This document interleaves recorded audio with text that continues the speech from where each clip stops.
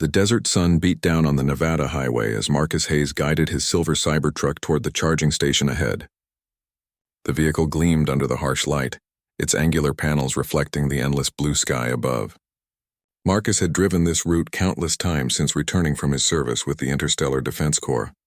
But today, something felt different. He couldn't shake the uneasy feeling that had settled in his gut about 20 miles back. The charging station appeared nearly empty. Just one old sedan parked near the convenience store. Marcus pulled into the charging bay furthest from the building, a habit from his military days when securing a tactical position meant everything. He stepped out of the truck, stretching his legs after the long drive from Colorado. The heat hit him immediately, dry and intense. He wore a simple black t-shirt and jeans, his IDC veteran badge hanging from a chain around his neck. As Marcus connected the charging cable to his truck, he noticed the modifications that made his vehicle unique. The Cybertruck had been fitted with experimental technology during his last year of service, systems designed to protect veterans and keep them connected to military networks. Most people wouldn't notice the differences, but Marcus knew every enhancement intimately. He had helped to develop some of them during his time at the research facility on Europa. The sound of tires on gravel made Marcus look up. A police cruiser rolled into the lot, moving slowly, deliberately. It parked directly behind Marcus's truck, blocking it in. Marcus felt his pulse quicken but kept his expression neutral. Two officers emerged from the vehicle. The driver was a heavy-set man with a red face and small eyes that seemed to scan Marcus with immediate suspicion. His name tag read Price. The second officer, younger and thinner, hung back near the cruiser. His tag said Stone. Officer Danny Price approached with his hand resting on his belt near his weapon. Marcus recognized the posture immediately. This wasn't a friendly welfare check. Price stopped about 10 feet away, his eyes moving from Marcus to the Cybertruck and back again. "Afternoon, officer," Marcus said calmly, keeping his hands visible at his sides. "Just charging up before heading home." Price didn't respond right away. He walked around the Cybertruck slowly, examining it from different angles. His face twisted into something that looked like disgust. "This your vehicle?" Price asked, his voice carrying an edge that made Stone shift uncomfortably by the cruiser. "Yes, sir, it is," Marcus replied. He had dealt with men like Price before, both in civilian life and during his service. The key was to stay calm, answer questions directly, and never give them an excuse to escalate. "Registration and license," Price demanded, moving closer. "And I want to see proof of ownership for all these modifications. This thing looks like it's been illegally altered." Marcus nodded slowly. "My papers are in the glove compartment." "May I retrieve them?"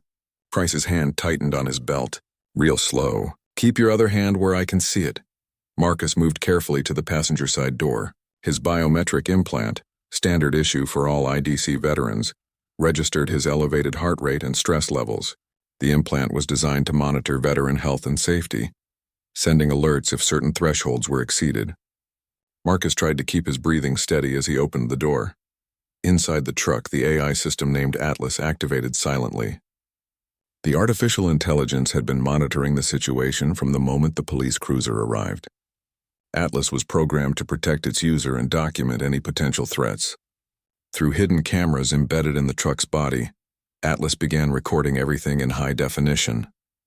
Marcus retrieved the folder containing his registration, license, and military discharge papers. He also grabbed the documentation showing his security clearance for the truck's modifications. Everything was legal and properly authorized. He closed the door and turned back toward Price, holding the folder out. "Here you go, officer. Everything should be in order." Price snatched the folder and began flipping through the papers roughly. His expression darkened as he read. Marcus could see the moment Price noticed the military documentation. Instead of backing down, Price seemed to grow more aggressive.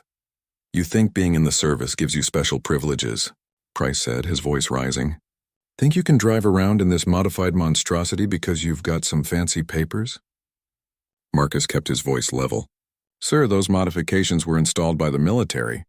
Everything is documented and legal. I have authorization from the Department of Defense." Stone had moved closer now, looking uncomfortable. "Danny, maybe we should just—" "Shut up, Greg!" Price snapped. He threw the folder on the ground, papers scattering in the wind. "I don't care what your papers say. I'm calling this in as suspicious modifications. Step away from the vehicle. Marcus didn't move immediately. Inside the truck, Atlas had already classified this situation as a potential civil rights violation. The AI began uploading encrypted footage to secure military servers. It also sent a preliminary alert to the Veterans Protection Network, a government agency established to safeguard former soldiers from discrimination and harassment. "Sir, I'm complying with your instructions," Marcus said, taking a step back from the truck. "There's no need for this to escalate." Price's face had turned an alarming shade of red. "Don't tell me what needs to happen. You people come back from space thinking you're better than everyone else. Fighting alongside those alien freaks doesn't make you a hero." The words hung in the air like poison. Stone looked away, shame crossing his features. Marcus felt anger rising in his chest but pushed it down. He had fought beside humans and aliens at the Battle of Proxima Station, watching friends from a dozen worlds die to protect humanity. This small-minded officer knew nothing about sacrifice or unity. "I'm just trying to get home, officer," Marcus said quietly. Price unclipped something from his belt. It was a thermal weapon, standard issue for police dealing with vehicle fires. Marcus's implant spiked with alarm, sending urgent signals. Atlas immediately upgraded the threat level and accelerated its upload speed. "This vehicle is a hazard," Price announced loudly, as if performing for an invisible audience. "I'm neutralizing the threat." Before Marcus could react, before Stone could protest, Price aimed the thermal weapon at the Cybertruck's charging port and fired. The concentrated heat beam struck the connection point, and within seconds flames began to spread across the vehicle's exterior. The specialized military coating resisted at first, but Price kept the beam focused until the fire took hold. Marcus stood frozen, watching his truck burn. Inside the vehicle, Atlas detected the fire and immediately sealed its quantum-encrypted core within a fireproof compartment. The AI sent a priority distress signal marked urgent to every relevant military and government system. The timestamp read exactly 3 minutes past noon. Price holstered the thermal weapon and pulled out his handcuffs. "You're under arrest for assaulting an officer and operating an illegal vehicle. You have the right to remain silent."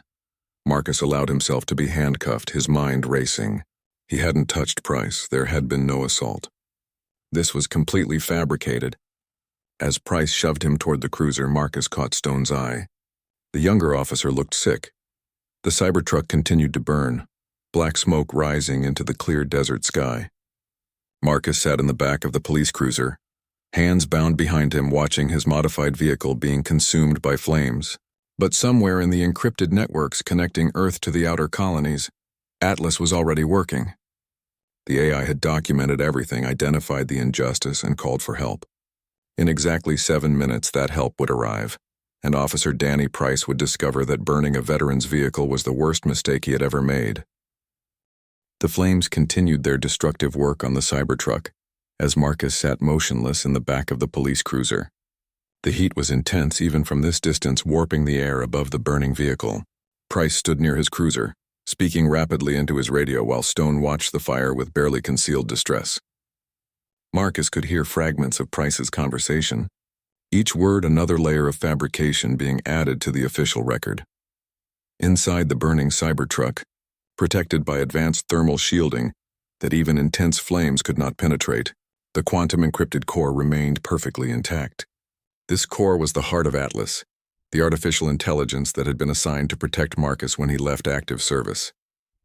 Atlas was not merely a vehicle computer system. It was a sophisticated military-grade AI with connections to defense networks spanning from Earth to the furthest human colonies. The core contained processing power equivalent to a small starship's main computer, all compressed into a box the size of a briefcase. Within milliseconds of detecting the fire, Atlas had activated its emergency protocols. Every camera angle, every audio recording, every biometric reading from Marcus's implant had been compiled into a comprehensive report. This report was already traveling through encrypted quantum channels to multiple destinations simultaneously. The first destination was the Veterans Protection Network headquarters in Colorado Springs. The VPN had been established 15 years earlier, after the Unity Wars, when human and alien forces had fought together against a common enemy. Too many veterans had returned home only to face discrimination, harassment, and worse. The government had recognized that soldiers who fought for humanity across the stars deserved better protection on their home planet. The VPN was the answer, a federal agency with broad authority to intervene when veterans faced injustice. Lieutenant Commander Patricia Cole sat at her desk in the VPN Operations Center when Atlas's distress signal arrived. The alert appeared on her holographic display with a red priority marker that indicated immediate action required. Patricia had been with the VPN since its founding, a former combat officer herself who had lost her left leg at the Battle of Titan. Her prosthetic was state-of-the-art military technology, but the scars on her soul ran deeper than any physical wound. She opened the alert and began reviewing the data Atlas had transmitted. Her jaw tightened as she watched the footage of Price approaching Marcus. The racial slur made her fists clench. When Price fired the thermal weapon at the truck, Patricia was already reaching for her comm unit. Operations, this is Cole. I need a tactical team ready for immediate deployment to Nevada. Authorization code 77 Alpha Red. We have a veteran under direct threat from local law enforcement. The operations center sprang into action around her. The VPN maintained rapid response teams specifically for situations like this. Within 90 seconds, 3 vehicles were being prepped in the underground garage. Patricia reviewed Marcus's service record as she walked quickly toward the elevator. Battle of Proxima Station, 3 tours of duty, decorated twice for valor, specialization in defensive systems and AI integration. This was exactly the kind of veteran the VPN existed to protect. Back at the charging station, Sheriff Carl Bennett arrived in his personal vehicle. Bennett was a broad man in his late 50s with gray hair and a face that had been weathered by decades in the Nevada sun. He took one look at the burning Cybertruck and immediately understood that Price had stepped over the line again. But Bennett had been protecting Price for years, covering up complaints and smoothing over incidents. He wasn't about to stop now. Bennett walked over to Price, who was still on the radio. "What happened here, Danny?" Price launched into his prepared story without hesitation. Subject became aggressive during a routine traffic stop. When I attempted to inspect his vehicle for illegal modifications, he lunged at me. I felt threatened and had to neutralize what I perceived as a potential explosive device in the vehicle. It was a complete fabrication, and Bennett knew it. He had heard Price's lies before. But Bennett also knew how to make these situations disappear. He glanced at the cruiser where Marcus sat handcuffed in the back seat. "What's his story?" Bennett asked quietly. "Says he's a veteran, got papers claiming military authorization for the modifications. I think they're fake," Bennett nodded slowly. "We'll sort it out at the station. Get him processed on assault charges. I'll handle the paperwork and the press if any shows up." Stone finally spoke up, his voice uncertain. "Sheriff, I don't think there was any assault. I was standing right here and—" "Greg, go wait by your vehicle," Bennett said firmly. "I'll get your statement later." Stone opened his mouth to protest but thought better of it. He walked back toward the cruiser, his shoulders slumped. Marcus watched the exchange through the window, reading the body language clearly. Stone knew this was wrong, but he wasn't brave enough to challenge his superiors. A news van pulled into the parking lot, attracted by the smoke and flames. A reporter named Lisa Martinez jumped out with her camera operator close behind. Bennett immediately moved to intercept them before they could get too close to Marcus or start asking difficult questions. "Sheriff Bennett, what happened here?" Lisa asked, her camera already recording. Bennett put on his public relations face, the one he used for town council meetings and press conferences. "We had an incident involving a suspicious vehicle. The driver became aggressive when officers attempted to conduct a routine inspection. For everyone's safety, the vehicle had to be disabled. The situation is now under control." Lisa tried to move around Bennett to get footage of Marcus in the cruiser, but Bennett blocked her path. "This is an active investigation. I'll need you to stay back for now. We'll have a full statement later today." In Colorado Springs, Patricia Cole's team had assembled in record time. 6 VPN agents, all former military with various specializations, climbed into the 3 black vehicles. Patricia took the lead vehicle, reviewing the tactical approach on her tablet as they accelerated toward the underground garage exit. "Atlas is still transmitting," her communications officer said from the back seat. "The AI confirms 1 veteran in custody, 2 local officers on scene. Now sheriff has arrived. News crew present. Fire still active but contained." Patricia checked the GPS. Estimated arrival time? At current speed with emergency authorization, 6 minutes and 40 seconds. "Push it harder," Patricia said. That veteran has been in custody for too long already. The three vehicles burst from the underground garage and immediately activated their emergency lights. These were not standard police lights. They were federal authority markers that triggered automatic right-of-way protocols in all traffic systems. Cars pulled aside as the VPN convoy accelerated through Colorado Springs, heading for the highway that would take them straight to Nevada. At the charging station, the Cybertruck's flames were finally beginning to die down. The vehicle was badly damaged, but its frame remained intact, a testament to the military-grade materials used in its construction. Inside that frame, the quantum core continued its work, now transmitting real-time location data and environmental readings. Marcus sat quietly in the back of the cruiser, his mind working through what would happen next. He had been in tight situations before during the war and during his years of service. The key was to stay calm and trust in the systems designed to protect him. His implant had sent its distress signals. Atlas had documented everything. Help would come. He just had to survive until it arrived. Price finished his radio call and walked over to Bennett. Dispatch confirmed. They're sending a tow truck for the wreckage and we can transport the prisoner to county lockup. Bennett nodded. Let's get him out of here before that reporter starts asking better questions. But even as Bennett spoke, somewhere in the vast network of satellites and quantum relays connecting Earth's surface to the orbital stations above, Atlas was completing its final calculations. The AI had identified every relevant authority, every applicable law, and every piece of evidence needed to ensure justice. The distress signal had been received and acknowledged. Response teams were en route. Patricia Cole checked her timer. 4 minutes until arrival. She reviewed the legal authority she would invoke when they reached the scene. The Veterans Protection Act gave the VPN jurisdiction over any case involving potential discrimination or violence against former service members. Local law enforcement would have no choice but to comply with federal authority. All units' final approach protocols, Patricia transmitted to her team. This is a recovery operation, not a combat engagement. We go in with authority and documentation. I want overwhelming presence but zero violence unless absolutely necessary to protect the veteran. Her team acknowledged in sequence. These were professionals who had conducted hundreds of similar operations.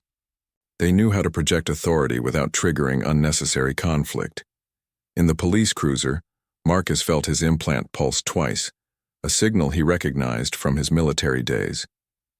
It meant friendly forces were approaching. Atlas had gotten through. Help was coming. Marcus allowed himself a small smile. Price and Bennett had no idea what was about to happen. In less than 4 minutes, everything was going to change.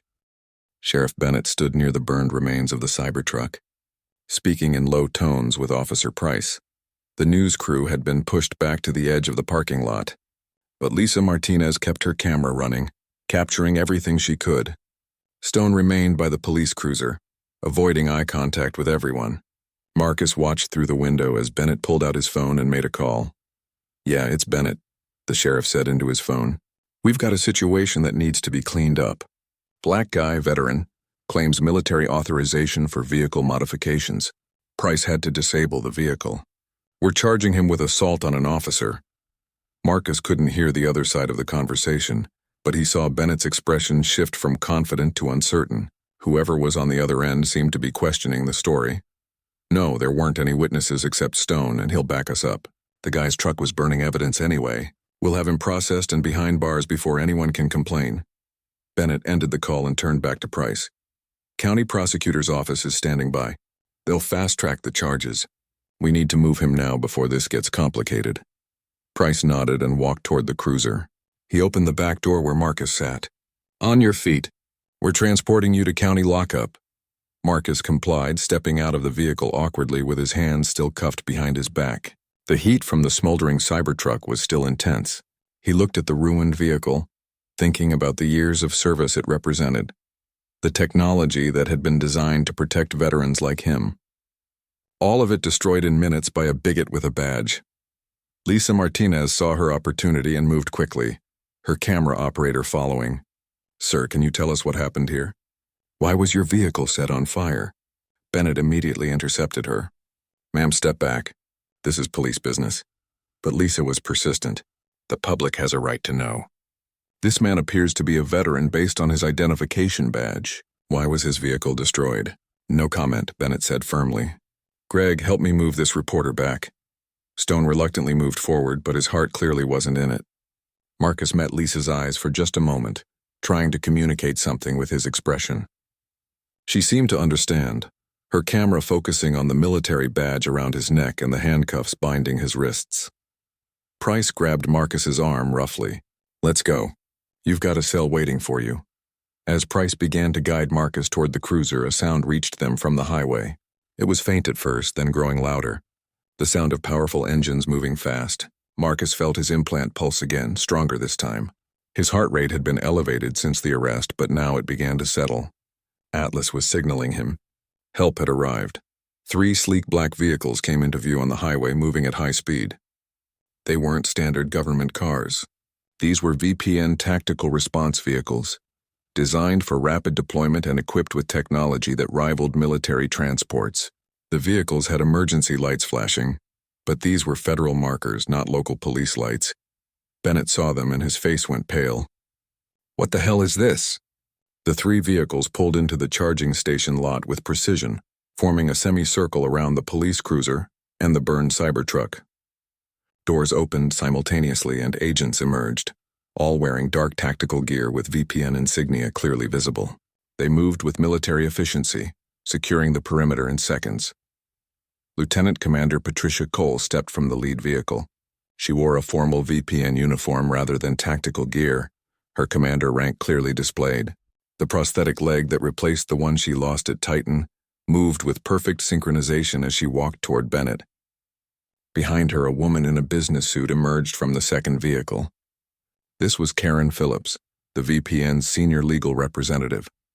Patricia's eyes swept the scene, taking in the burned vehicle, Marcus in handcuffs, and the nervous expressions on the faces of the local officers.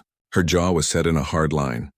"I am Lieutenant Commander Patricia Cole of the Veterans Protection Network," she announced, her voice carrying across the lot.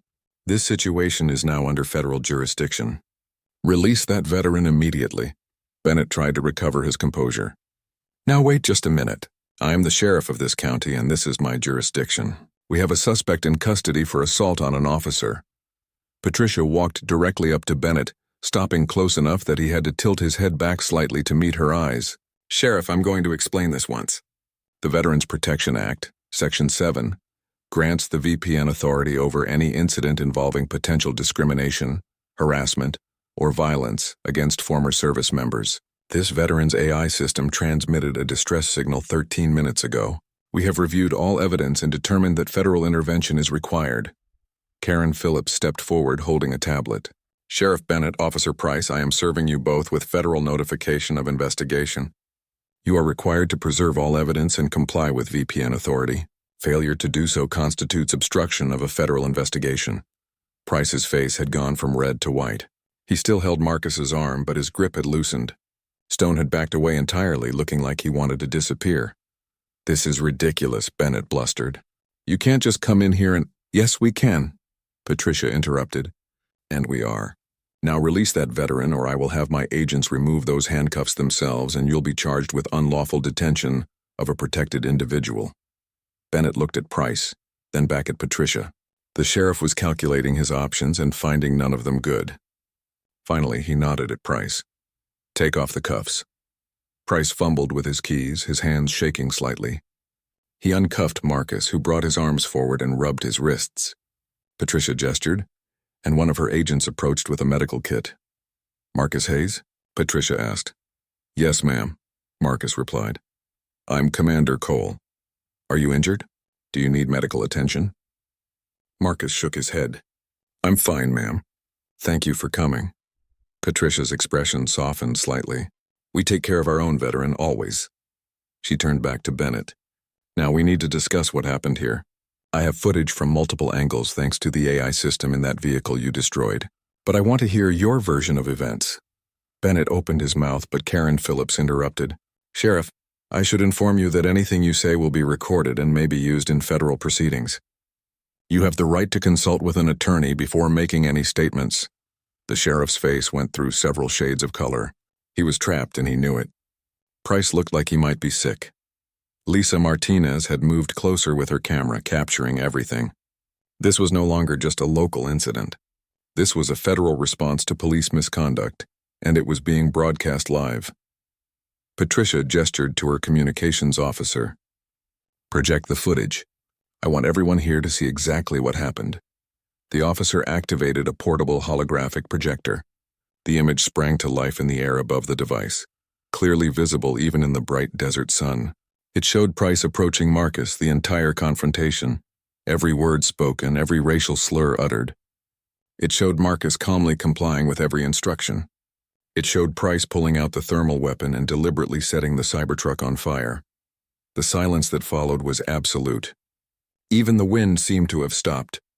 Stone turned away, unable to watch. Bennett's mouth hung open. Price's career, his reputation, his entire life was being destroyed in real time, projected for everyone to see. "That's not what happened," Price said weakly. "The recording must be altered." Karen Phillips smiled, but there was no warmth in it. "That recording is from a military-grade AI system with quantum encryption. It cannot be altered or faked. Every frame has a unique verification signature." "This is the truth, Officer Price. This is what you did." Patricia walked over to Price. "You burned a veteran's vehicle. You used a racial slur. You fabricated charges of assault. And you did all of this while being recorded by technology you didn't even know existed." She paused. "You're done." Bennett tried one last time. "Commander, perhaps we can work something out." "Officer Price may have overreacted, but—" "Sheriff, stop talking," Karen Phillips said. "Every word you say is making your legal situation worse." Patricia turned to her team. "Detain Officer Price and Sheriff Bennett. They're being held pending federal charges. Read them their rights." 2 VPN agents moved forward with federal detention cuffs. These were not ordinary handcuffs. They were designed to hold even enhanced individuals, lined with sensors that would alert if removed. Price and Bennett were cuffed efficiently, their weapons removed and secured. Stone stood frozen, watching his sheriff and his partner being arrested. Patricia walked over to him. "Officer Stone, I saw the footage. You were present, but you didn't participate in the assault or the fire. You looked uncomfortable with what was happening." Stone's voice cracked when he spoke. "I should have stopped it. I knew it was wrong, but I was afraid to speak up." Patricia nodded. "Fear is understandable. Cowardice in the face of injustice is not. But you have a choice now. You can cooperate with our investigation fully and honestly, or you can go down with them." Stone looked at Price being loaded into one of the VPN vehicles. The charging station had transformed into a crime scene within minutes of the VPN's arrival. Yellow federal investigation tape now surrounded the burned Cybertruck and the area where the confrontation had occurred. Patricia Cole's team worked with practiced efficiency, documenting everything, collecting evidence, and securing witness statements. Lisa Martinez's news crew captured it all, streaming live to networks across Earth and the colony worlds. Marcus sat in one of the VPN vehicles, accepting a bottle of water from a medic who checked his vitals. His biometric implant data was being downloaded and analyzed to document the stress levels he had experienced during the incident. This data would be crucial evidence in the federal case against Price and Bennett. Patricia stood outside the vehicle, speaking with her legal team. Karen Phillips had already filed preliminary charges through the federal system, moving with a speed that would have been impossible for local prosecutors. The Veterans Protection Act gave the VPN streamlined authority specifically to prevent the kind of delays and cover-ups that had plagued veteran cases in the past. "We have enough for multiple federal charges," Karen said, reviewing her tablet. "Civil rights violations, assault under color of authority, destruction of government property, filing false reports, and conspiracy to obstruct justice. Bennett's involvement in the cover-up adds additional charges." Patricia nodded. "What about Stone?" "His cooperation is valuable. Those recordings he mentioned could expose a pattern of abuse going back years. I recommend we honor the immunity deal." "Agreed," Patricia said. She looked over at Stone, who sat in another VPN vehicle giving his statement to one of her agents. The young officer looked shaken but relieved, unburdening himself of secrets he had carried for too long. A forensic team arrived in a specialized vehicle equipped to analyze the burned Cybertruck. These technicians worked for the military's Advanced Technology Division, called in specifically because the vehicle contained classified systems. The team leader, a woman named Dr. Helen Carter, approached Patricia after her initial assessment. "Commander, the quantum core is intact as expected," Dr. Carter reported. Atlas performed perfectly. All data was uploaded before the fire could cause any damage. We'll need to transport the vehicle to a secure facility for full analysis, but preliminary scans show that most of the classified systems survived the fire. Patricia allowed herself a small smile. Good. Make sure everything is documented for the investigation. I want the jury to understand exactly what was destroyed here. Dr. Carter nodded and returned to her team. Marcus watched from the VPN vehicle as specialists in protective gear carefully examined his burned truck. He felt a mixture of emotions: anger at what had been done, satisfaction that justice was being served, but also a deeper concern about what this incident represented. Patricia walked over to Marcus. "How are you holding up?" "I'm fine, ma'am," Marcus said. "Just trying to process everything. 10 minutes ago I was in handcuffs facing false charges. Now the people who did this are the ones being arrested." "That's how it's supposed to work," Patricia said. She sat down beside him in the vehicle. "The system we built after the Unity Wars was designed for exactly this situation. Too many veterans came home to face discrimination and violence with no recourse. The VPN exists to make sure that never happens again." Marcus looked at her prosthetic leg. "You served in the war." "Battle of Titan," Patricia confirmed. "Lost the leg but gained a new purpose. Making sure veterans are protected became my mission. When Atlas sent that distress signal, my team dropped everything to get here. That's what we do." A notification appeared on Patricia's tablet. She read it quickly and her expression hardened. "Marcus, I need to ask you something. How long have you noticed suspicious activity around you? Traffic stops? Unusual attention from local law enforcement?" Marcus thought back over the past few months. "This is the third time I've been stopped while driving through this area.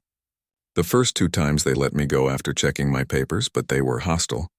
Asked a lot of questions about where I was going, what I was doing with a modified vehicle." Patricia nodded grimly. "Stone's initial statement mentions that Price had been watching for you specifically. He apparently called it waiting for the space lover to come through again. This wasn't random, Marcus. You were targeted." The word sent a chill through Marcus despite the desert heat. "Why would they target me specifically?" "That's what we're going to find out," Patricia said. "But I have a suspicion this goes deeper than one racist cop." Stone mentioned that Price was part of some kind of group, officers who share certain beliefs about veterans who served with alien allies. Karen Phillips joined them, her expression serious. "Commander, you need to see this. Stone just gave us access to his personal recordings. There's a conversation between Price and several other officers from different departments. They're using encrypted messaging to coordinate." Patricia stood immediately. "Show me." They moved to a mobile command station that had been set up in one of the VPN vehicles. The interior was packed with computer systems and communication equipment. An analyst had Stone's phone connected to their systems, displaying the encrypted messages on a large screen. The messages were chilling. Price and at least 15 other officers across 3 states were part of a group chat called Terran Pride. The messages discussed targeting veterans who had served alongside alien allies, particularly those who spoke positively about the Unity Wars and Earth's partnership with other species. Marcus's name appeared multiple times along with his travel patterns and vehicle description. "This is organized," Karen said quietly. "This isn't just individual bigotry. This is a coordinated hate group operating within law enforcement." Patricia's hands clenched into fists. "How many officers are in this group?" The analyst scrolled through the member list. "At least 40 that we can identify from this chat alone. But there are references to other chapters in larger coordination." Marcus felt sick. He had thought Price was just one bad cop, but this was something much larger. There were dozens of law enforcement officers actively targeting veterans, and who knew how many victims had already suffered without the protection Marcus had received from Atlas. Patricia made a decision immediately. "Karen, I need federal warrants for every officer in that chat. Coordinate with the FBI and Interstellar Security Agency. This is bigger than the VPN can handle alone." Karen was already making calls. Within minutes, she had connections to federal law enforcement agencies at the highest levels. The evidence from Stone's phone was being transmitted to secure servers, analyzed by specialists who understood the scope of what they were seeing. Lisa Martinez's news broadcast was still running, and the story was exploding across social media. People on Earth and the colony worlds were watching a real-time exposure of corruption within law enforcement. Veterans groups were mobilizing, demanding answers and action. Patricia received a call on her secure line. She answered and listened for several minutes, her expression growing more serious. When she ended the call, she turned to Marcus. That was the director of the VPN. This is now a Priority 1 investigation. We're activating veteran protection protocols across all states where these officers are active. We're also reaching out to other veterans who may have been targeted. Marcus stood up, feeling a sense of responsibility settling on his shoulders. Commander, I want to help. If there are other veterans being targeted, I can reach out to veteran networks, help identify potential victims. Patricia studied him for a moment. Marcus, you're the victim here. You don't have to. I know I don't have to, Marcus interrupted. But I want to. I serve to protect humanity. That doesn't stop just because I'm not in uniform anymore. If I can help protect other veterans, then that's what I should do. Patricia nodded slowly. All right. We'll bring you in as a consultant. But first we need to get you somewhere safe. If Price was part of a larger group, they might not take kindly to their operation being exposed. The thought hadn't occurred to Marcus, but Patricia was right. He had just become the face of a federal crackdown on a hate group within law enforcement. That could make him a target. A new VPN vehicle arrived, this one armored and equipped for protective transport. Patricia's team had already arranged secure housing for Marcus at a federal facility. He would be protected around the clock until the full scope of the conspiracy was understood. As Marcus prepared to leave, he took one last look at his burned Cybertruck. The vehicle had been more than just transportation. It had been a symbol of his service, his connection to the military and the advanced technology humanity had developed through cooperation with alien allies. Price had tried to destroy all of that, but instead, he had exposed something much darker.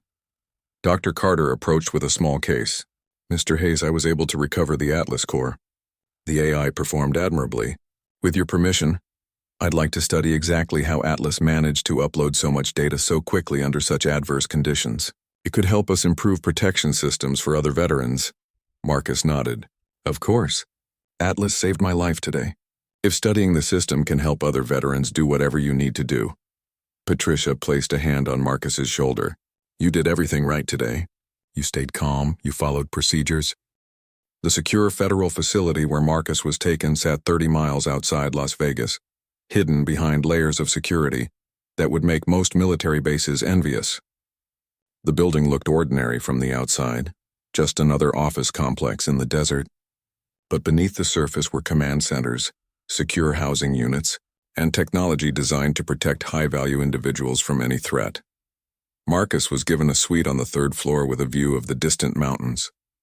The accommodations were comfortable but clearly functional, designed for extended stays by people under federal protection.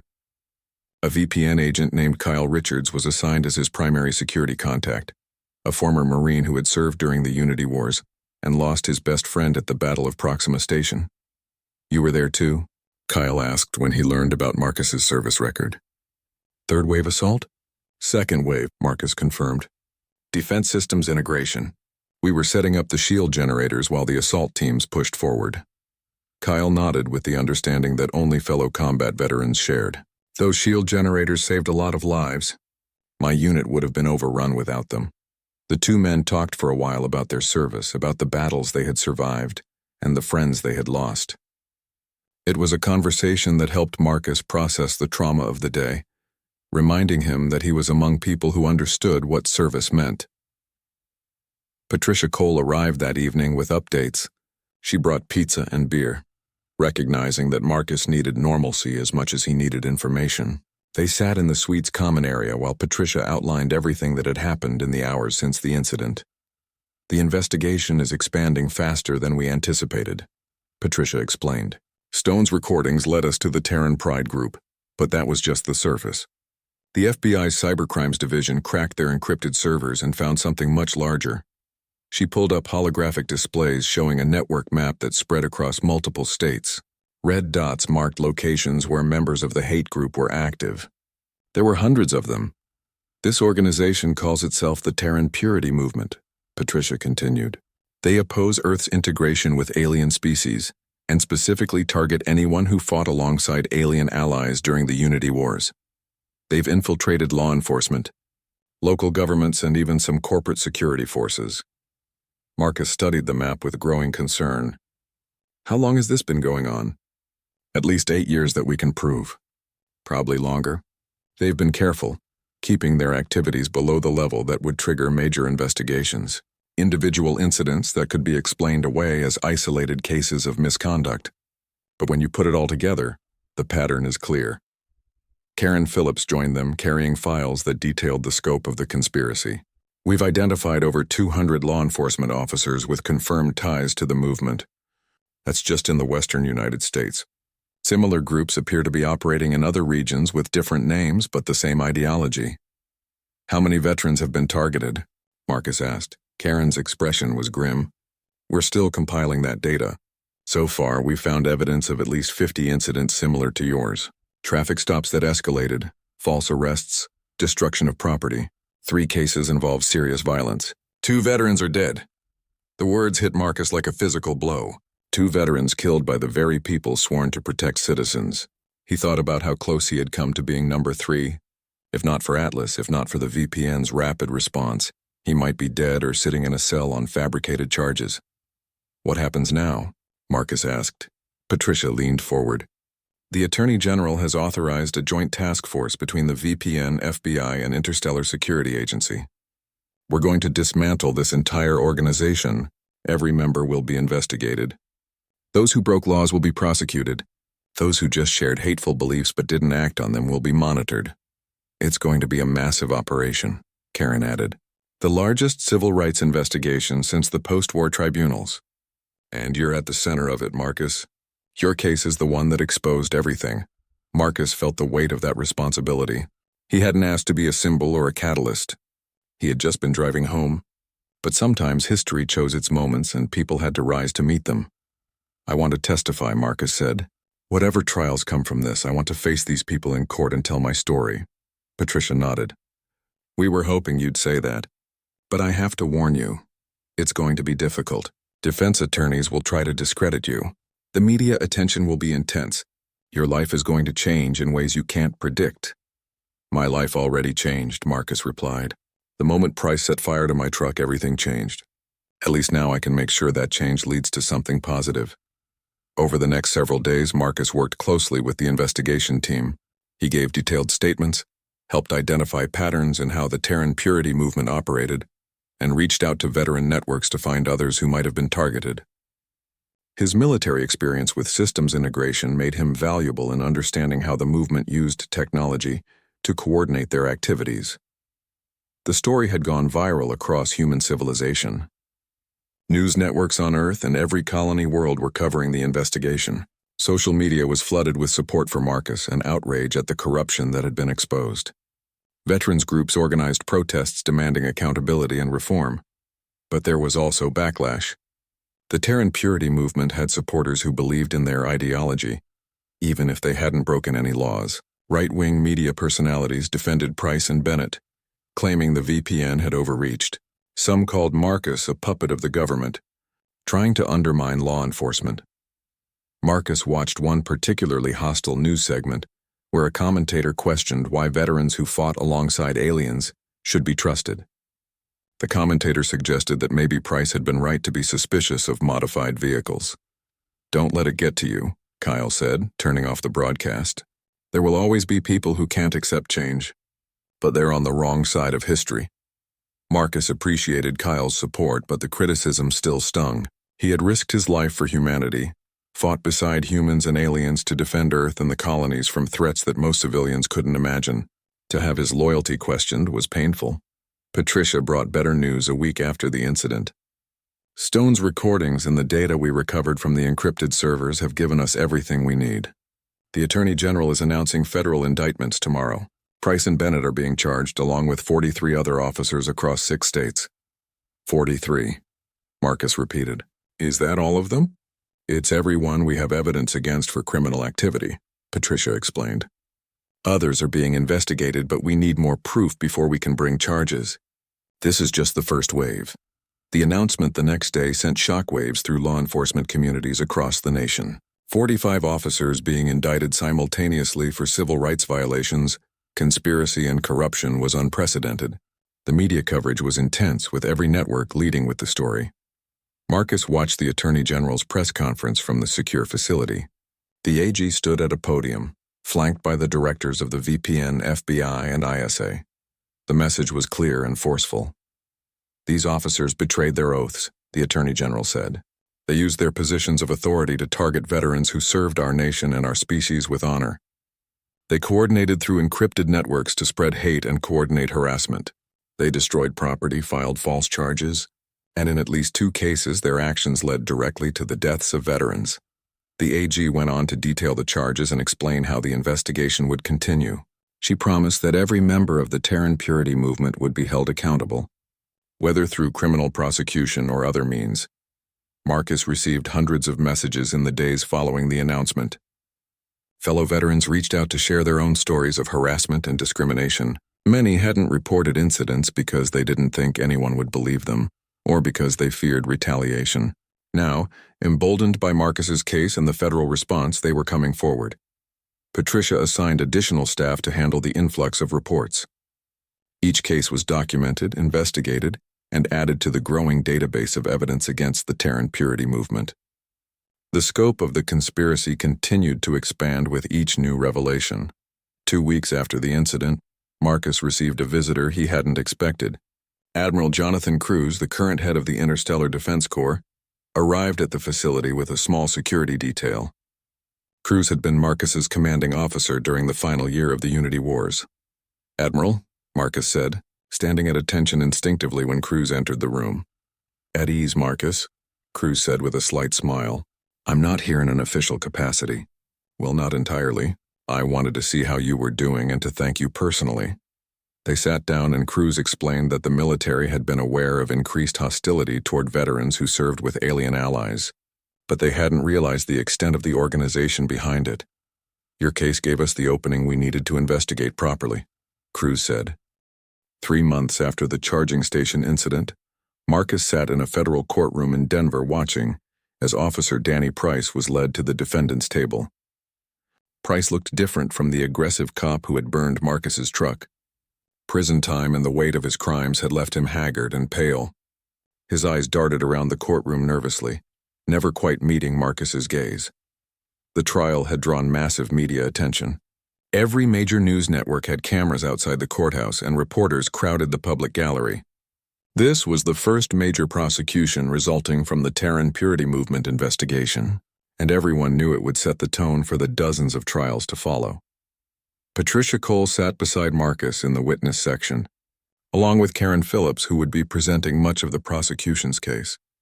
Stone was also present, having already given his testimony during pretrial proceedings. He looked uncomfortable in his civilian clothes. His law enforcement career ended by his cooperation with investigators. The judge, a stern woman named Eleanor Martinez, called the court to order. She had a reputation for running efficient trials and tolerating no nonsense from either side. The charges were read formally: civil rights violations, assault under color of authority, destruction of government property, filing false reports, and conspiracy. Price's defense attorney, a man named Richard Novak, had already spent weeks trying to get evidence suppressed. He argued that the recordings from Atlas should be inadmissible because Marcus hadn't consented to being recorded. The judge had rejected that argument decisively, pointing out that Atlas was government property recording an interaction with law enforcement, making it entirely legal. The prosecution's opening statement was delivered by Assistant U.S. Attorney Linda Warren. She was a veteran prosecutor known for her methodical approach and devastating attention to detail. Warren walked the jury through every moment of the incident, using the holographic footage to show exactly what had happened. "Members of the jury, you will see a clear pattern of behavior," Warren said. "Officer Price approached Marcus Hayes with hostility from the first moment. You will hear racial slurs. You will see an unarmed, compliant veteran being threatened and ultimately having his property destroyed. And you will see Price's attempt to cover up his actions with false charges." She paused, letting her words sink in. "This is not a case about a police officer making a difficult split-second decision. This is about premeditated targeting of a veteran, because of who he served with and what he represents. The evidence will show that Officer Price was part of a larger conspiracy to harass and intimidate veterans of the Unity Wars." The defense's opening was more subdued. Novak tried to paint Price as a dedicated officer who made mistakes under pressure. He suggested that Price genuinely believed Marcus's vehicle posed a threat and acted within his authority to neutralize that threat. "My client dedicated 20 years to law enforcement," Novak argued. "He served his community with distinction. On that day in the desert, he made decisions based on his training and experience. Were those decisions perfect? Perhaps not, but they do not constitute the crimes the prosecution alleges." Marcus listened to both presentations, feeling the familiar anger rise as Novak tried to justify what Price had done. But Patricia had prepared him for this. Defense attorneys had a job to do, and they would use every argument available. The evidence would speak for itself. The first witnesses were technical experts who authenticated the Atlas, recordings, and explained the AI's capabilities. Dr. Helen Carter testified about the quantum encryption and verification signatures that made the footage impossible to fake. She demolished any suggestion that the recordings had been altered or manipulated. The Atlas system is military-grade technology, with multiple layers of authentication. Dr. Carter explained to the jury. Every frame of video, every audio sample has a unique quantum signature. Altering even one pixel would break the entire verification chain. The footage you see is exactly what happened, with no modifications. Stone took the stand on the second day. He looked nervous but determined as Warren walked him through his testimony. Stone described Price's history of targeting minorities and veterans, incidents that had been covered up by Sheriff Bennett. He played the recordings from his personal device, showing conversations where Price bragged about harassing veterans. He called them space lovers, Stone testified, said they were traitors for fighting alongside aliens. He specifically watched for veterans with modified vehicles because he thought they were carrying illegal technology. Novak's cross-examination tried to paint Stone as an unreliable witness who was testifying to save himself from prosecution. But Stone held firm, admitting his own cowardice in not reporting Price earlier but maintaining that everything he described was true. "I was wrong to stay silent," Stone said, "but I'm not wrong about what I witnessed. Officer Price targeted Mr. Hayes because of his service record. That's the truth, whatever you think of me." Marcus took the stand on the third day. Warren led him through his testimony methodically, starting with his service record and ending with the incident at the charging station. Marcus described every moment in careful detail, his military training helping him stay calm and factual. "Officer Price approached with hostility from the start," Marcus said. "He wasn't conducting a routine traffic stop. He was looking for an excuse to escalate the situation." Warren played the holographic footage again, this time with Marcus narrating what he was experiencing at each moment. The jury watched in silence as Price's behavior became increasingly aggressive, culminating in the deliberate destruction of the Cybertruck. "What did you feel when Officer Price set fire to your vehicle?" Warren asked. Marcus considered his answer carefully. "Fear, mostly. I knew that if he was willing to destroy my property so casually, he might be willing to hurt me too. I also felt helpless because I had done everything right. I was polite, compliant, non-threatening, but none of that mattered to him." Novak's cross-examination focused on trying to establish that Marcus's vehicle really did look threatening, that Price might have had reasonable grounds for concern. But Marcus's answers were measured and factual, never giving Novak the emotional reaction he seemed to be seeking. "Mr. Hayes, your vehicle was modified with military technology," Novak said. "Can you understand why an officer might find that concerning?" "All the modifications were legal and documented," Marcus replied. "I provided Officer Price with complete documentation showing authorization from the Department of Defense. He chose to ignore that documentation and destroy the vehicle anyway." "But can you understand his concern?" Novak pressed. Marcus met his eyes steadily. "No, sir. I can't understand destroying someone's property without cause. I can't understand using racial slurs, and I can't understand targeting veterans for doing their duty." The prosecution also called experts on hate groups and domestic extremism. They testified about the Terran Purity movement, its ideology and its tactics. They showed evidence of Price's membership in the group and his active participation in online forums where members discussed targeting veterans. One expert, Dr. Raymond Clark from the Interstellar Security Agency, explained how the movement operated. "The Terran Purity movement recruits members who are already in positions of authority," Dr. Clark testified. Law enforcement, security, local government. They use these positions to harass and intimidate anyone who represents Earth's integration with alien species. Veterans of the Unity Wars are primary targets because they symbolize human-alien cooperation. The evidence presented over the following days was overwhelming. Encrypted messages where Price discussed Marcus specifically, planning to stop him the next time he passed through the area. Records showing Price had run Marcus's vehicle registration multiple times in the weeks before the incident. Testimony from other veterans who had been stopped by Price under similar circumstances. Sheriff Bennett was called as a witness, granted immunity to testify against Price in exchange for cooperation. Bennett looked broken as he admitted to covering up Price's misconduct for years.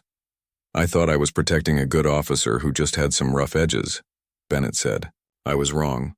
I enabled behavior that hurt innocent people. I'll regret that for the rest of my life." The defense tried to present character witnesses for Price, fellow officers who spoke about his dedication to duty. But under cross-examination, Warren exposed that several of these witnesses were also under investigation for ties to the Terran Purity movement. Their credibility crumbled. In his closing argument, Novak made one last attempt to portray Price as a flawed but well-intentioned officer who made mistakes rather than committing crimes. But the evidence against Price was too strong and the argument fell flat. Warren's closing was powerful and direct. She walked the jury through every charge, showing how the evidence proved each one beyond reasonable doubt. She ended with the holographic footage playing one more time, Price's racial slur echoing through the silent courtroom as the Cybertruck burned. "This is not about a police officer making a difficult decision," Warren said. "This is about a man who abused his authority to attack someone he hated.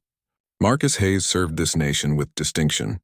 He fought beside humans and aliens to protect Earth and the colonies." 6 months after Price's conviction, Marcus stood in the Senate chamber in Washington, D.C., preparing to give testimony before the Committee on Veterans Affairs. The hearing was being broadcast live across all human worlds, with billions of people watching. Marcus wore a formal suit rather than his usual casual clothing, and his IDC veteran badge hung prominently around his neck. Senator Amanda Foster, the committee chair, called the hearing to order. She was a veteran herself, having served as a logistics officer during the early colony expansion. She understood military service in a way that many politicians did not, and she had been one of the loudest voices calling for accountability after Marcus's case became public. "Mr. Hayes, thank you for agreeing to testify today," Senator Foster said. "Your case has exposed serious failures in how we protect our veterans. We've asked you here to help us understand what happened and what we need to do to ensure it never happens again." Marcus settled into the witness chair, microphones arranged before him. The chamber was packed with senators, staff members, and observers. He could see Patricia Cole took the threat seriously, assigning additional agents to Marcus's security detail. Kyle Richards remained his primary contact, but now a full team rotated shifts to ensure constant protection. "This is the price of standing up," Patricia told Marcus one evening as they reviewed the latest threat assessments. "The people you're fighting against won't give up easily, but neither will we." Marcus had expected resistance, but the intensity of the hatred directed at him was still shocking. Messages called him a traitor, a puppet, and worse. Some threatened violence against him and his family. Others tried to discredit his military service, claiming his records were falsified. But for every hate message, there were dozens of messages of support. Veterans from across human space reached out to thank him for speaking up. Families of veterans who had been targeted shared their stories. Young people inspired by his testimony talked about joining the military or law enforcement to make positive change. One message particularly moved Marcus. It came from a veteran named Luis Gomez who had been harassed by police in Texas for years, but never reported it because he thought no one would believe him. After watching Marcus's testimony, Luis had contacted the VPN and provided evidence that led to the arrest of 3 more officers connected to the Terran Purity movement. "You gave me hope," Luis wrote. "You showed me that the system can work if we have the courage to use it. Thank you for standing up when it mattered most." Marcus saved that message and dozens like it. When the threats and hatred became overwhelming, he read these messages to remind himself why he was doing this. Every veteran who came forward, every case that led to accountability, justified the risks he was taking. The Veterans Justice Initiative passed the Senate with a strong majority 2 months after Marcus's testimony. The House followed quickly, and the President signed it into law in a ceremony at the White House. Marcus was invited to attend, standing beside Senator Foster as the President praised his courage and dedication. "Marcus Hayes represents the best of what it means to be a veteran," the President said during the signing ceremony. "He served with honor during war and continued that service during peace by standing up for justice. This legislation ensures that future veterans will have stronger protections and that those who target them will face serious consequences." The new law expanded the VPN's authority and funding significantly. It created mandatory screening for law enforcement officers to identify extremist ties. It established enhanced criminal penalties for targeting veterans. It provided funding for AI protection systems like Atlas to be offered to all veterans. And it created an independent oversight board to investigate complaints against law enforcement. Marcus knew the law wasn't perfect. No legislation could eliminate hatred or guarantee justice in every case. But it was a significant step forward, creating systems and accountability that hadn't existed before. 3 weeks after the law was signed, Marcus received an unexpected visitor at the secure facility. Admiral Cruz returned, but this time he brought someone with him. Ambassador Kelnar, a Centauri diplomat who had fought at the Battle of Proxima Station, stepped into the room with the distinctive grace of his species. Kelnar stood about 7 feet tall with silver-blue skin and large eyes that conveyed both intelligence and compassion. He wore formal diplomatic robes adorned with medals from the Unity Wars. Marcus recognized one of them, a human military decoration given to alien allies who saved human lives. "Marcus Hayes," Kelnar said in accented but perfect English. "I have wanted to meet you since your story became known across the Allied worlds. You honor the bonds we forged in battle." Marcus stood and offered his hand, which Kelnar grasped in the Centauri manner, wrapping long fingers around Marcus's forearm. "Ambassador, the honor is mine. Your people fought beside us when it mattered most." They sat down together, with Admiral Cruz facilitating the conversation.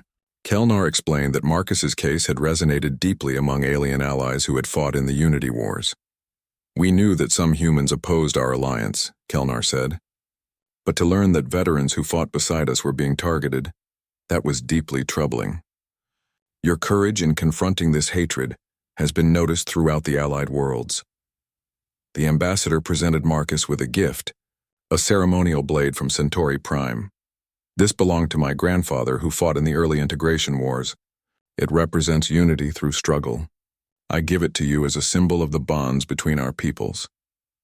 Marcus accepted the blade with gratitude, understanding the significance of such a gift in Centauri culture. "I will treasure this, Ambassador, and I will continue fighting to honor the sacrifices made by all who served, human and alien alike." Kelnar's visit was covered extensively by media across human and allied worlds. The image of a Centauri ambassador honoring a human veteran became a powerful symbol of the unity that groups like the Terran Purity movement opposed. It reminded people why the Unity Wars had been fought and why maintaining those alliances mattered. Marcus began traveling to other cities, speaking at veteran events and helping establish local chapters of the foundation he was building. Everywhere he went, veterans came forward with their stories. The foundation documented each case, providing legal support and connecting victims with the VPN for investigation. In Phoenix, Marcus met a veteran named Angela Martinez, who had been arrested on false drug charges by an officer later identified as a Terran Purity movement member. The charges had been dropped after investigation, but Angela had lost her job and her reputation had been damaged. "I thought I was alone," Angela told Marcus during a private meeting. "I thought it was just me, that I had done something wrong. Learning that it was part of a pattern, that others had been targeted too, it changed everything. I went from feeling like a victim to feeling like a survivor." Marcus helped Angela connect with legal advocates who were working to restore her reputation and seek compensation for the damages she had suffered. Her case became part of a class action lawsuit against officers and departments that had enabled the Terran Purity movement. In Seattle, Marcus spoke to a group of young people considering military service.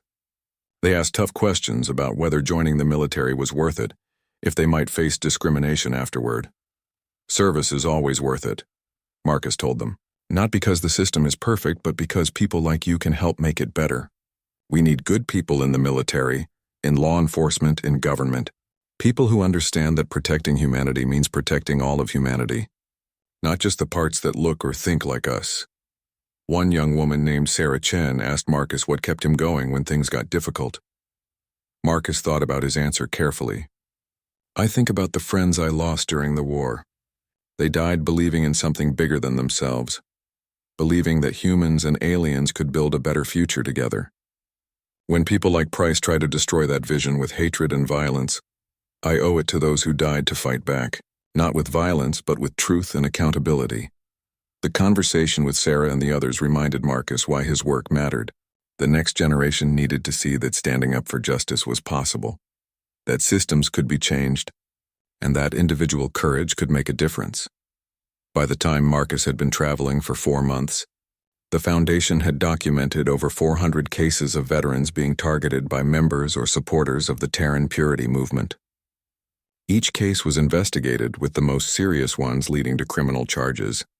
The pattern of abuse that had been hidden for years was now fully exposed. The trials of the other indicted officers proceeded steadily. Marcus testified in 7 more cases, each time presenting the same calm, factual account of his own experience and explaining how it fit into the larger pattern of targeting veterans. Every trial ended in conviction, with sentences ranging from 5 years to 20 years in federal prison. Sheriff Bennett received a 10-year sentence for his role in covering up Price's misconduct and participating in the conspiracy. He showed remorse during sentencing, but Judge Martinez was unmoved. You had a duty to protect the citizens of your county, the judge said. Instead, you protected a corrupt officer who targeted veterans. 1 year after Officer Price set fire to Marcus Hayes' Cybertruck in a Nevada desert, Marcus stood in the Interstellar Veterans Museum in Washington, D.C. for a ceremony that would mark both an ending and a beginning. The burned remains of his truck had been carefully restored and preserved, now sitting in a place of honor in the museum's main hall. A plaque beside it told the story of what happened that day and what followed. The museum had chosen to feature Marcus's truck as part of a larger exhibition on veteran rights and the fight against discrimination. Surrounding the Cybertruck were displays showing the history of the Veterans Protection Network, the trials of the Terran Purity movement members, and the passage of the Veterans Justice Initiative. It was a testament to how one moment of injustice had sparked a movement for lasting change. Marcus walked through the exhibition before the official opening, taking in the displays with mixed emotions. There was pride in what had been accomplished, but also sadness for the pain that had made it necessary. Patricia Cole walked beside him, her prosthetic leg moving silently across the polished floor. How does it feel to see your truck in a museum? Patricia asked. Marcus considered the question. Strange. When Price burned it, I was devastated. It felt like he was destroying a part of me. But looking at it now, preserved like this, it means something different. It's proof that justice is possible. They stopped in front of the truck. The fire damage was clearly visible, the once sleek panels now warped and blackened, but the quantum core had been extracted and placed in a separate display case, showing how Atlas had survived and documented everything. Admiral Cruz joined them, along with Ambassador Kelnar, who had traveled from Centauri Prime specifically for this ceremony. Other veterans filled the hall, hundreds of them wearing their service medals and badges. Many were veterans Marcus had helped through his foundation, people who had found justice because he had shown them it was possible. The museum director, a retired general named Frank Morrison, called for attention. The ceremony was about to begin. Media crews positioned their cameras while guests took their seats. This event was being broadcast across all human worlds and transmitted to allied species throughout the galaxy. Director Morrison spoke first, explaining the significance of the exhibition and what Marcus's case represented. This Cybertruck is more than a burned vehicle, Morrison said. It is a symbol of both the challenges we face and our capacity to overcome them. When Officer Price destroyed this truck, he thought he was eliminating evidence of his crime. Instead, he created evidence that would expose a conspiracy spanning multiple states and hundreds of officers. The director gestured to the Atlas core in its display case. Technology like this AI system represents humanity's advancement through cooperation with alien allies. But more importantly, It represents our commitment to protecting those who serve. Every veteran who wears this nation's uniform, who fights beside humans and aliens to defend our civilization, deserves to come home safe. They deserve to be protected by the laws they defended. This exhibition reminds us of that obligation. Patricia Cole spoke next, describing the work of the VPN and the progress that had been made in the years since Marcus's case became public. She shared statistics that showed increased reporting of discrimination, higher rates of successful prosecution, and improved screening of law enforcement officers. "We have made significant progress," Patricia said, "but we cannot become complacent. Hate groups still exist. Discrimination still happens. We must remain vigilant and continue supporting veterans who face injustice. The systems we have built only work if we use them and defend them." Admiral Cruz represented the Interstellar Defense Corps, speaking about the military's commitment to veteran protection. He announced new initiatives that would provide enhanced monitoring and support for all veterans transitioning to civilian life. "No veteran should face what Marcus Hayes faced," Cruz said. "The military is implementing protocols to ensure that every service member receives protection equivalent to what Atlas provided.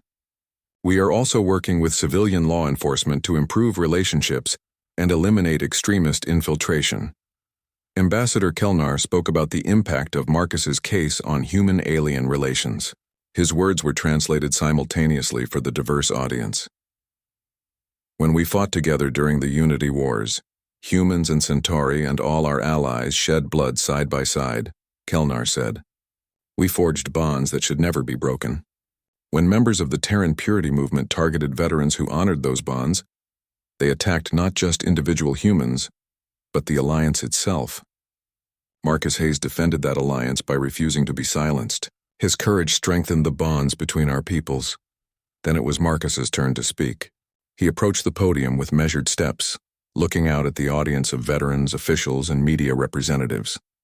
He thought about everything that had happened since that day in the desert, all the trials and speeches and sleepless nights working to help other veterans. This moment felt like a culmination of that journey. "A year ago I was just trying to get home," Marcus began. "I pulled into a charging station in Nevada, plugged in my truck and thought I would be back on the road in an hour. Instead, I became part of something much larger than myself." He paused, gathering his thoughts. "Officer Price burned my truck because he hated what I represented. He hated that I had fought beside alien allies. He hated that I believed in the unity we achieved during the war. He thought destroying my vehicle would somehow erase those beliefs and intimidate veterans like me into silence." Marcus looked at the burned Cybertruck. He was wrong. That fire didn't silence me. It gave me a voice that reached across human space and beyond. It exposed a conspiracy that had been operating in shadows for years. It led to accountability for dozens of corrupt officers. And most importantly, it showed other veterans that they don't have to suffer discrimination in silence. He turned his attention to the veterans in the audience. "Many of you have reached out to me over this past year. You've shared stories of harassment, false arrests, and discrimination. Some of you lost jobs or opportunities because of who you served with. Others faced violence. Every story broke my heart, but every story also reinforced my determination to keep fighting." Marcus's voice strengthened with conviction. "We served humanity during its darkest hours. We stood on the front lines when extinction seemed possible. We built alliances that saved our species and helped us reach the stars. We earned the right to come home safe. We earned the right to be protected by the societies we defended." He gestured to the exhibition around him. "This museum display, the legislation that was passed, the trials that brought accountability, all of it represents progress. But progress is fragile. It requires constant defense. Groups like the Terran Purity movement still exist. They have been weakened but not eliminated. We must remain vigilant." Marcus looked directly at the cameras, knowing his words would reach billions of people. "To the veterans watching, whether on Earth or the colonies or serving on distant stations, know that you are valued. Your service matters. Your sacrifices are remembered. And if you face discrimination or injustice, there are systems in place to protect you. Use them. Don't suffer in silence," he continued, addressing a different audience. "To those in law enforcement and government, understand that the oath you took requires you to serve all citizens equally. Veterans should never be targeted for their service. Those who cooperate with hate groups betray their oaths and will face consequences. We have proven that accountability is possible. Finally, Marcus addressed the broader public. To everyone else, remember that the unity we achieved during the Unity Wars was built on sacrifice. Veterans of all backgrounds, humans who fought beside aliens, created the civilization you enjoy today. Honor that legacy by rejecting hatred and supporting those who served. Marcus stepped back from the podium to sustained applause. Veterans throughout the hall stood, many with tears in their eyes. The ceremony continued with the formal ribbon cutting for the exhibition, but Marcus's words had set the tone for everything that followed. After the official ceremony ended, Marcus spent hours talking with veterans who had come to see the exhibition. Each person had a story, and Marcus listened to them all. Some shared tales of discrimination they had overcome. Others thanked him for giving them courage to report abuse. Still others simply wanted to shake his hand and tell him his service mattered. One elderly veteran named William Clark pulled Marcus aside. Clark had served in the early colonial defense forces, decades before the Unity Wars. His face was weathered and scarred.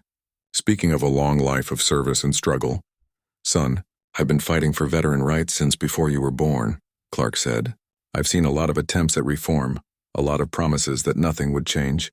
But what you've done this past year, the systems you've helped build, they're different. They're real. They're working. Thank you for finishing what my generation started." Marcus felt the weight of that acknowledgement. He was part of a continuum of veterans who had fought not just in wars but for justice at home. The struggle was ongoing, but each generation moved it forward. As evening fell, Marcus stood alone in the museum hall, looking at his burned Cybertruck one last time before